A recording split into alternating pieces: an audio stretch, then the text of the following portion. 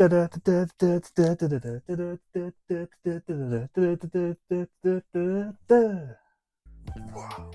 welcome to this video. Yes, it's time for our March ranked. So let's get straight into it. First up, we have in 19th place, that's why I saw 19 films this month. Just get on my level. It is Splitsville. This movie, I went into it thinking, okay, a comedy, okay, the trailer, all right, looks like it could be quite a lot of fun. It did make me laugh, I will admit. Yeah, I had, a good time, I guess? I don't know. I was watching it very late at night, and it was one of those ones where I was just like, okay, this story is a bit draggy. The jokes in between are like more chuckles than like laugh out loud hilarious. So it kind of just kept you going in a sense of like the next sort of shock value thing was, oh, okay, they're in this scenario now, and then it's kind of got a bit worse, or this scenario is just sort of dragging itself out. It's all about relationships and how people deal with certain scenarios. Like there's one open relationship in the film which is quite heavily about the story, about how that's intertwined with how people think and feel, and what that sort of arises or even happens, you know, you end up having like 5 different partners at once, is all a bit of a headache, versus the other couple who pretty much never had sex with anyone else or anything like that. So that's basically the premise of the story, and there's nothing much more to it than that, and you can't just go through the motions. It's a bit long, it's quite long, so that's probably why it's 19 on this list.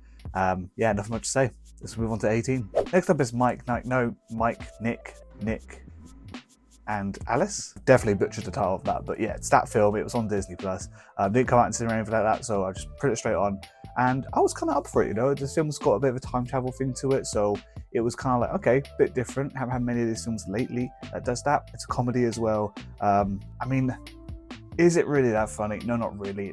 For me, it's more of like an action sort of one-man army sort of deal going on, although it's like 4 characters at once. You've got a character coming back in time just to prevent a death happening, and you go through the motions of that. I mean, I guess it's kind of like they're part of this weird like cartel, like mob business where they go out and do kill people. Just didn't really do it for me. I kind of felt, okay, this is it. A bit boring, but at the end of the day, it is what it is. Now in 17th position is War Machine. Gosh, it feels like ages since I last saw this film. I saw it at the right beginning of March when it first came out. And yeah, I mean, I was all up for it. First half of the film, I was like, okay, we're gonna do like a soldier story. His brother unfortunately passes, so now he's trying to redeem that and keep his promise off of joining like the next sort of rank up in like the soldier. I don't know, in my mind, I'm saying SES, but that's more of a UK thing. In America, I'm not sure, like Marines. It's kind of just being more involved in the army and just a tougher test to get there, which I was all up for. I was locked in for that, and then all of a sudden it sort of switches genres, and it's now a Predator style movie where there's an alien and they're now on like the run on this like fake mission, but now it's like a real mission because people are dying left, right, center. Yeah, it's all about survival, and they just go through the motions of that. One person dies like every 5 minutes. There's some cool scenes in there. There's a good tension with like crossing a river and they have to shoot a wire across and that was pretty good. And yeah, kind of handicapped a lot because they have to carry around a body which isn't dead to carry on with their teammates who's now like, well, I don't know if he's paralyzed or anything, but he's just heavily injured. So he's on like this bed that they have to always carry, and obviously going across the water, tying them up there, it's gonna be awfully heavy. So things go wrong, of course, as they always do in these films. And yeah, it was a good time up until the point where it just got past the halfway mark. I was like, okay, I'm tired of this alien thing coming after now, and it's, I don't know, I think because it was kind of just a big switch in like genres for me. I didn't really get locked in as much as I did in the first half with like a soldier story and coming back stronger than ever sort of thing, redeeming your brother, to suddenly now we're, oh no, it's a survival action film. So yeah, just didn't really hit it for me. I can appreciate for what the film is, it's pretty good, but the ending just, I don't know, it fell flat. It felt kind of rushed. It just screams a Netflix film, and that's what it is. Next up in 16th is The Bride, and I was shocked because this is one of my most anticipated films for March, and it just left me a bit like, oh, okay, this film is weird, it's odd. I really didn't like what they did with The Bride itself. I mean, I don't really know the backstory of The Bride. I know obviously it's Frankenstein's wife, and you know, sort of stuck up a random body and picked, yeah, that's gonna be the one, and they go from there. But she had like mental demon in her prior to her dying, and probably one of the reasons why she died in the first place. So resurrecting her, she's still possessed and everything. I didn't really like that sort of thing. It's kind of what sort of direction is this film going to go into? Because you're thinking, oh, it's just a Bonnie and Clyde sort of film. They're going against people because obviously they're monsters. They're going against the norm and everything and trying to survive the era that it's set in. And yeah, it just kind of struggles to balance that out for me. I mean, it likes to focus heavily on Christian Bale's Frankenstein's monsters character, on being like, oh, I'm so madly in love with you and I really want to, you know, make sure that we're going to be together forever sort of thing.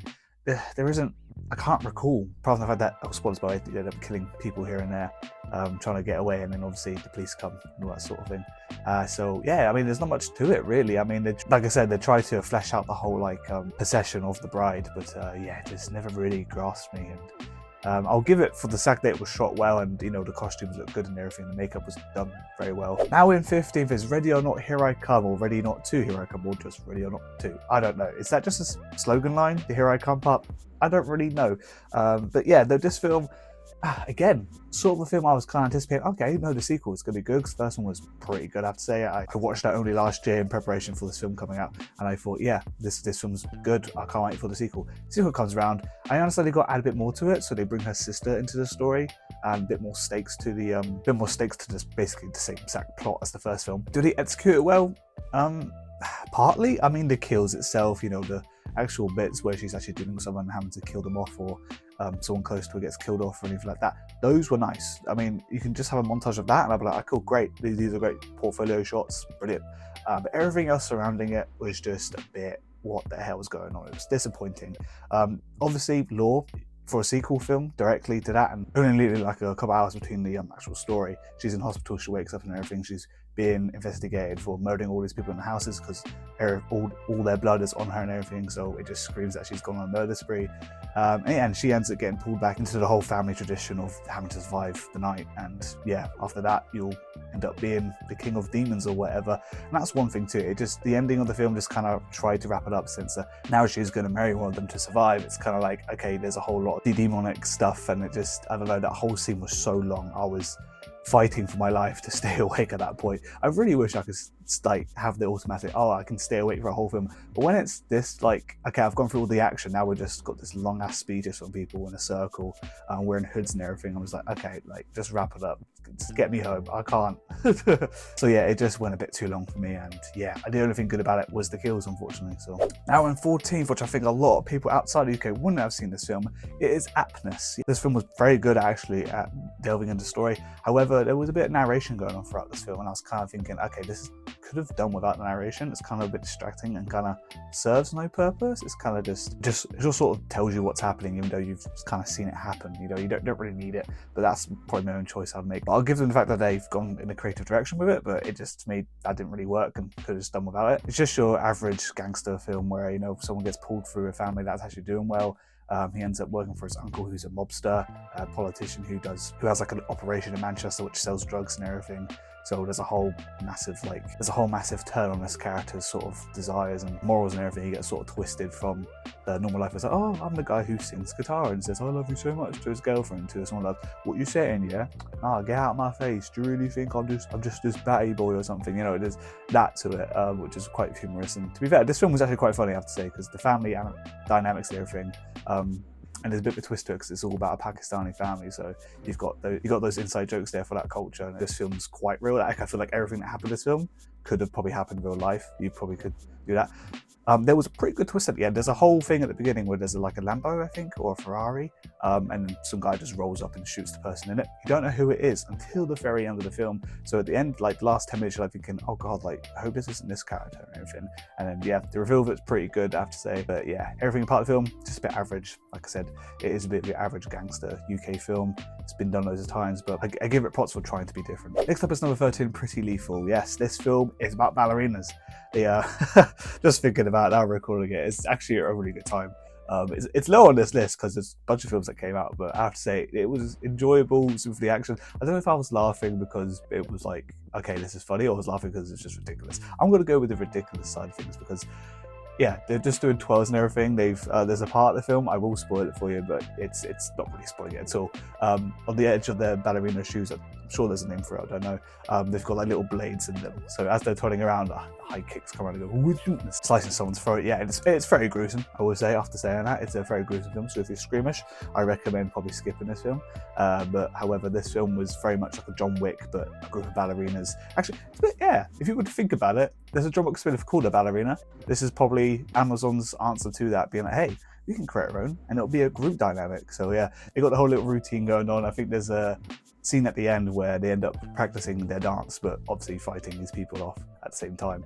So yeah, I mean, the film kind of sets you up thinking, oh yeah, this is just going to be them going to Hungary to compete in a ballerina competition, and then just sort of flips on its head, like, oh no, they're stuck in this like weird hotel place where again it's like run by mob people, and it just ends up being a bit of a bloodbath, and trying to survive for the whole night. And yeah, but yeah, to be fair, it's a good time. It's a cheap thrill. I wouldn't say it's anything blockbuster worthy or thinking, oh my god, this is one of the most insane films I've seen of the year. Definitely won't be one of those, but is it a good time and fun time? Yeah, I would say so. Just doesn't really hit the mark on plot stuff. You don't leave it going, oh my god, what a great film. You just think, oh yeah, good popcorn stuff, you know, just 2 hours or so, gone. Great. Number 12, A Pale View of Hills. Yes, that's right. Yep, that is right. Yeah, a bit of a flip side on this one. This is a drama. This was quite heavy hitting. It was kind of confusing after I've watched it all. And I'm being like, oh, okay. So was the main character actually telling her story, or was it just a made-up one for coping for losing her daughter or something like this? I don't know. There's a whole family dynamic there where she has 2 children, but then the story where she's like retelling makes it sound like she has 1 or none at all, and actually the child she's talking about is some friend that she saw down, like a neighbor or something, as her child. So a little bit confusing, but for a horror film, I picked up on a lot of good things. I mean, it was very shot well. The plot itself was pretty good. It was just that sort of reveal near the end of like, oh, okay, right, I got to rethink what I just watched here because I wasn't following, I think, what the director, whatever, was trying to tell me.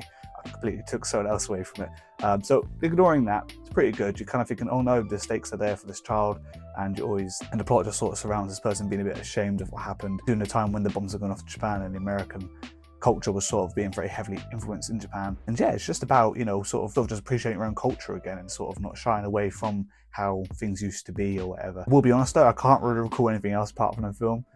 So I'm gonna leave it there with being like, yeah, it was decent watch. I recommend seeing it. Now for our first animation film off the list, number 11, Scarlet. Yeah, I was probably gonna miss this one. Similar to last month, so I was thinking, okay, anime, am I gonna watch it or not? I don't know. But I've decided to include anime in my film rankings. So yeah, I saw this one, Scarlet. It's basically Hamlet, but anime. It's a weird one. It's set like a limbo time. So it's like a medieval character. She dies, and now you're in limbo, and anyone who dies ever in history, future, present, past, you all go to the same limbo. So you've got her, and then you've got someone from modern day who's a paramedic, and yeah, they sort of come together and work together. The dynamic's there. She's medieval. She's on a rampage revenge story, Hamlet.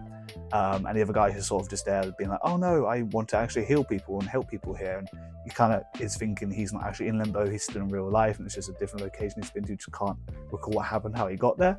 That's because he's dead.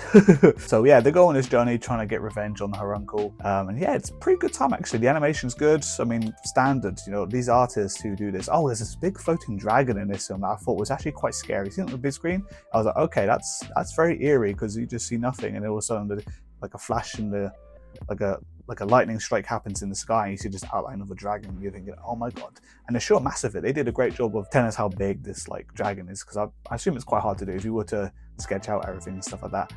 It's hard to get that depth, and they did that very well in this film. I will say it wasn't as good as All You Need Is Kill's animation style. This one was kind of a bit turned down, but great action sequences. This had a lot of fighting in it, and yeah, I mean, it's not too bad. You kind of get a lot of, because like I said, everyone who goes to this like limbo area is from past, present, and future. You do get quite a lot of different culture stuff here, so it's sort of like a music of. There's lots of music here that reminds you of Prison Fugitive, and you also have the paramedics sort of modern era of being pop music, very like dancey.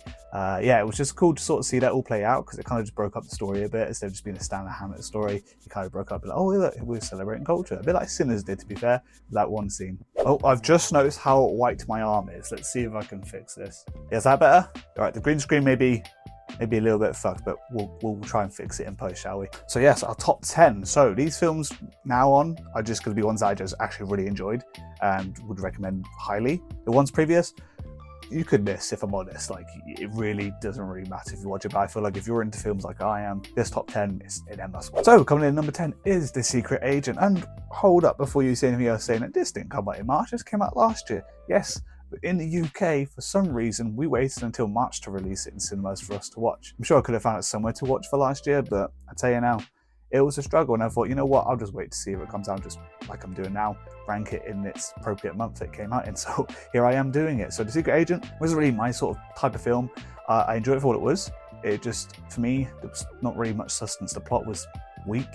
But I loved the era it was set in Brazil. I think it was the 60s or 70s, something like that. The acting was great. It just kind of, I don't know, I just didn't really latch onto the story. It was kind of just, all that, there was a weird scene about, like, was it a feet or a leg sort of just jumping around? I don't know, that was kind of weird and left field, but it stuck on me clearly because I can remember it. But yeah, the score was good. It was nice to hear some like Brazilian music. And yeah, I mean, there's not much to say. It's kind of just feels like a crime film, really. I mean, there's a setup there where they're trying to, you know, kill this person off for disrespecting him, which seems a bit mad, but I guess you do you. If someone disrespects you, I guess you have the right to kill them. I don't know, but that's kind of the basic premise that happens in this film, and you're just kind of hoping, oh, will he survive or not? I don't know. But he's just doing mundane things like just having a job, having an identity, that sort of thing. There's not much else to it, but it was a pretty good watch just for the sake of the scale of it, and kind of feel obligated to rank it this high because it was nominated for an Oscar. Number 9, Mother's Pride, or A Mother's Pride, I don't know. And again, I think this will be probably only a UK release. It's just down like West Country store of everyone going, oh, all right there, my lover, sort of accent to it. So there's like a brewery family who have a pub, and yeah, they're trying to rival the businesses of so the pubs are closing down and everything like that around the UK. It's kind of a good commentary of what's going on right now. So yeah, they're trying to survive, trying to be like a normal old pub looking thing and compete against this like cocktail bar thing that's like new and just like a big brand. And it's a shame because it's directly across the road from the pub. So long story short, there's like a whole rivalry there. Things kind of go wrong, and there's a whole competition based around being able to brew your own drink and sell it to the masses and everything. So it gets ranked at the end, and that's kind of what this pub's going for because it's like losing money, has to pay things off. So the only way they can do it is if they invent a new beer, basically, and make it taste good. So they compete with their rivals, and it kind of just ends up in like a sort of, I don't know, wholesome story. It's very light. There's nothing too heavy about it. Just seeing this rural pub just do well. And yeah, it was quite funny. This is a comedy film actually, and I was loving it. I mean, maybe it's because I do live in England and I'm getting all the humour from it. So the references may be quite, for anyone else around the world watching this film. But for me, it just hit all the marks. It's a good film. It's not too long. And yeah, it just tied up quite nicely for me. Number 8, The Good Boy. And it kind of pains me to put it this low because I watched this quite recently and I just loved it. I didn't think it was too long. There was a bit in it that I was thinking, okay, this could have been wrapped up, but before I knew it, 15 minutes later, the film ended. So really, really, I felt like the film listened to me and my thoughts when I was thinking it. But yeah, it goes down a road I didn't think it would. It's kind of like kidnapping someone, putting them in your basement and sort of trying to rehab them yourself, because there's this kid who's like abusing drugs and getting drunk and everything, basically life, and he gets kidnapped and he's forced to be rehabilitated by this guy, and he's like chained up to like the ceiling and everything. Yeah, it's a whole ordeal. And yeah, I thought this film was going to go based on the perspective of the cleaner they hired. It's kind of a little difference to it. It's not just based on this character being locked up. You get his perspective, you get perspective of everyone around. So you got the family who actually have him there, you got the cleaner who's been hired. Yeah, it's kind of just plays out being like, oh, I really want to get out of here, like fuck you and everything, and I'm gonna get out of here, watch me, to basically being a good boy and behaving and just sucking up to these people. And low-key, he's kind of enjoying himself. I'm not gonna lie, like he ends up quite liking the family dynamic. It's kind of like is what he needs in the end. But without spoiling the film, literally, it's go through the motions with it. It's a good one. It's well shot. Stephen Graham, great actor. He does it well in here again. Yeah, it's very different to his adolescence character if you've seen that on Netflix. But yeah, I'll leave it there before I spoil it too much. But yeah, worth a watch. Number 7, and people are probably going to hate me for this because this will probably be their number 1, Project Hail Mary. Oh, it pains me because I read the book, I watched the film, and I thought both fantastic. What a great adaptation. But for me, there's just other films this month that were better. I can't say any way. I felt like this film was good, but there was a lot of details in the books I feel like they should have added and could have made it a bit longer. I don't know, the film kind of just, it feels like a highlight reel compared to the book. And I know you got to get at everything, whether things get adapted from a book. The book has so much detail, of course, it's like this thick, versus a film which probably would focus on about that much of the book. So I do get it, and I guess I'm being biased with that. But yeah, everything else about the film, oh, it's beautiful. I mean, there's a whole thing, I don't know if you've seen behind the scenes of it, where there's like infrared stuff, like red lights everywhere, and it's gorgeous.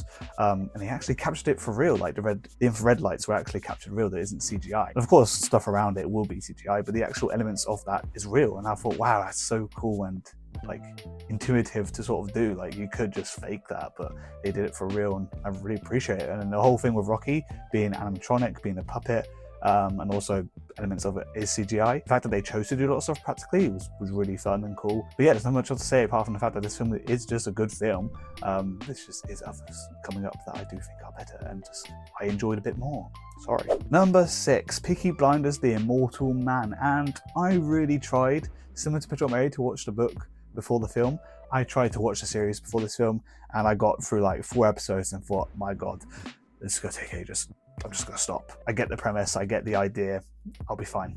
And yeah, perfectly fine. You don't need to watch any of the series to get this film at all. It shows you these characters who are in the series and be like, yeah, this is what they did, this is what happened to this character and that character. It does wrap things up. It's kind of like an end to the story of the series. Although there is meant to be a sequel series coming. That's from the perspective of Tom Shelby's son, Duke, I believe his name was in the film. Yeah, it's focused on his story and how he deals with being a Peaky Blinder. But yeah, the film overall, pretty good. I have to say, there's a lot of great shots. Cinematography in this film is it's top notch. I loved every single shot they did. The score was great. The acting is great. Cillian Murphy just kills it every time in this sort of role. It's very different. I mean, actually, if you know what he's like in interviews and everything, he's Irish as hell. And in this film, he's playing a British person, and he just kills it, man. He's such a great actor. But yeah, it kind of feels like a TV episode special. It kind of wraps things nicely and puts an end to the story of certain characters. So yeah, there's not much else to say in the film because it pretty much is straight and narrow. So that'll be spoiling everything that happens in the film. But yeah, just great plot, great reasons for things happening, great cinematography, great metaphors. Yeah, overall just a very good film. Now we're on our top 5 films of March, and number 5 is Hoppers, a Pixar film. And yeah, I just enjoyed it as an adult watching basically a children's film. It was very good. I mean, I just loved the jokes. It felt so original and unique. I mean, it's been a while since Pixar for me has actually done something that's original, 1, and 2, actually being worth watching. We've had Lightyear, which I just thought was a bit naff, and I know it's a few years ago now, but still, they haven't done anything great since, like, is Pixar Inside Out? I believe it is, yeah. Since stuff like that, it hasn't really hit for me. And last year with Elio, I was like, oh god, this isn't great. So to come out of Hoppers, brilliant. They did a great job with that.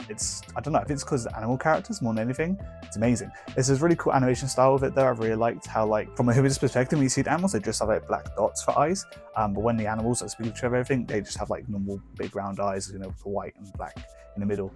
Yeah, I just love that choice because it's just, it differs it and it makes it a lot funny. It's a bit in a car scene. It's in a trailer loads. If you've seen the trailer, you know what I'm talking about. It's a bit in a car with Jerry, and they got the phone and they're trying to type because obviously you can't speak to the guy. Or something like, oh, we're going to kill you, Jerry. And I was like, oh, lol. Oh, lol, LMAO, didn't mean that, I meant this, or whatever. Yeah, it's quite funny. It's a lot of jokes like that. The classic meme thing is the lizard going, like that's just everywhere. It's even in Fortnite. So this film has done massive in terms of marketing. If you haven't seen it, go see it. It's great, or wait for Disney Plus. Yeah, to be fair, I would just say it's more like a Disney Plus type film than it is go to cinema watch it. But I enjoyed myself so much with this film. It's a great film, and I think one of Pixar's best. Number 4, How to Make a Killing. Glenn Powell, I thought, okay, I'm kind of tired of seeing him. The films he's been in lately, a bit mediocre.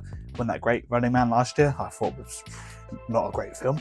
But How to Make a Killing, I don't know, there's something about it. I think the choice of doing a narration while he's in prison, explaining why he's there and the emotion he's got to get to that point was a great choice. It was kind of giving me Shawshank Redemption vibes, where like Morgan Freeman was sort of narrating the story. Glenn Powell was narrating himself and was narrating his own story and the choices he made and trying to inherit the money that he's actually owed because his mum was forced out to be distanced from the family due to whole, like, I don't know, pregnancy issues or something. But yeah, he goes on like a killing spree, basically killing off everyone, so he's the only true inheritant of the money.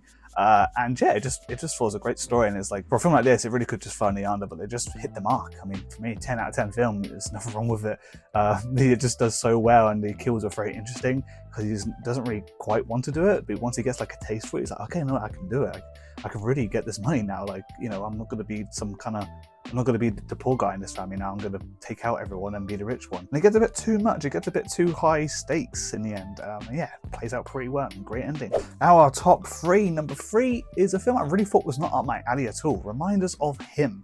Yes, a romantic film to begin with. I didn't really expect anything, but to me, it just really hit me. I was like, oh god, like, I'm really emotionally attached to what's going on. It's about this mother who goes to prison for an unjustified allegation of her murdering a partner, but there's no evidence to point otherwise. So she's unable to see her daughter now. So she's unable to see her daughter. And it's actually this brutal part actually where she doesn't know she's pregnant until after she's been processed to go to jail, and now she has to give birth. And doesn't actually see her child at all. Like they have, because there's complications in the birth and everything, they had to pull the child away. And it's actually just really sad and upsetting. I felt tears coming. I was like, oh my god, that's so sad. Like, bad enough that you go to prison for something you didn't do and you're not able to see your daughter grow up and everything. You had to give birth, go through all that energy, and just not even see your child. Like they're whisked away because they had some problems, and you only had like I think 24 hours with the child, I think they said. Yeah, so that's just brutal. So for me, this film is romantic, but it's the unromantic parts that really did hit for me. Like the whole trying to see her daughter again was basically the main thing I thought this film. The romantic side of things, I mean, nothing wrong with it. They did well, I have to say. I have to applaud it where it's due. They did it well. There's nothing wrong. I couldn't say, oh, this is unrealistic or anything. That makes sense. You got the best friend of the boyfriend that died, and yeah, he doesn't actually know it's her until it's too late, sort of thing. I'd be like, oh no, actually, Loki got feelings for her. So he's trying to basically support her and be like, oh no, maybe I can sort of squeeze you in to try and meet your daughter and everything. And yeah, I don't know, just it's very heartfelt. I can see a lot of people really enjoying this film for what it is. I think it was a book before, so I think that helps with actually it being like a concrete story, and I think it's actually done pretty well for book sales and all that sort of thing. But yeah, I say it's worth a watch purely for the drama of the film, due to not seeing her daughter and then eventually being able to get something out of it. And the romantic stuff just being done well, I guess it's just added a bonus. Now we have number 2, The Magic Faraway Tree. One I just didn't expect to be this high at all prior to this ranking, but yeah, no, this film just hit all the marks. I mean, it just did it great. A family film, just a wholesome story about family having to go away to the countryside because they can't afford to keep their house anymore, and they thought, okay, well, what's the best way to do this? How about to strap everything away? Let's grow a tomato farm and sell tomatoes. But there's this whole place. But the main thing is, the dad has moved him back into the place he sort of grew up as a kid, and yeah, imagination flies wild. So there's like this made-up world, but in this film, obviously it's real. You go to this tree and it's magical, and there's all these different characters. Like there's a pot and pan man, and obviously he's quite funny because he's hard of hearing because he can't hear all the metal scraping against each other. So he's always like, what did you say? And everything. There's a bunch of jokes in that. Cheap jokes, I will say. Like they weren't like laugh out loud or anything, but you would chuckle at it. Yeah, just the other character designs are pretty good. The costumes are great. There's this whole thing of like they go to a different island every time, and there's like a candy island, which I thought was pretty good. And I really didn't expect to see what's his name, Michael something, I can't remember his name, but he does like, oh, man's never hot, he wears the coat and everything in that video a few years back. Didn't expect to see him, and that's quite funny. He did his role pretty well. So he's like the security guard of the candy land, like, oh, make sure you don't be too greedy and everything. So there's a whole lot of sort of lessons in that. I thought, oh, don't be too greedy, and oh, don't be too mean and everything, you know, the classic kid approach. Oh, and also Rebecca Ferguson is in this, which surprised me. She has like a screen time of like 5 minutes, though. It shocked me on that, because it was like, the film opened up, it says like, oh yeah, starring Andrew Garfield and everything. And I was like, oh, Rebecca Ferguson. I was like, I don't remember seeing that in any like, marketing material. But fair enough, she did her role well. It was kind of giving me a Miss Chernobyl vibes, if that's her name, from Matilda. Just giving me that vibe. You know, she did well. And I feel like, you know what, if there was another Matilda coming out, she could probably play her. But yeah, overall things go wrong, of course, there's dilemmas that happen, but I don't know, it was such an enjoyable film. Like, I'll really watch it. It's very emotional at parts, to be fair, because they're really all down their luck trying to get these tomatoes to grow and actually have a better life. It's just very wholesome. It just made me feel like, you know what, maybe I just ditch the city life and just go straight to the countryside and make my own farm. It's like, that sounds great. And obviously you can use your imagination there, even as an adult, being like, yeah man, this tree climbs in trees, and just think of anything. Just get away from all this loud noise in this world. And at number 1, They Will Kill You. Oh, this film was so up my alley. It's up here just simply because it's just, what, if I was to create a film and it'd be like a one-man army scenario, it's gonna be like this. I mean, this was shot great. There's this whole scenario where there were hands and knees like in like the vents, but it's all like wooden and everything, so it's got quite a good aesthetic to it. It's like set in this like really old hotels, like demonic and all this stuff, whatever. To be fair, it's kind of like Ready or Not sort of plot and style, but for me, just done exactly the way I would love the film to be. Like the whip pams here and there, it's like giving me Edgar Wright vibes. It's like crash zooms into things. The action was done well, like the camera just moves with things, not just like stationary, it stays there, you see it happen. It's like, oh, this like sword goes in that way and everything. It's, yeah, I don't know, the film's just so pleasing to the eye, and I just love the acting. Yeah, it's very minimal. There isn't like a whole like crying to like, oh, how could you leave me or something like that.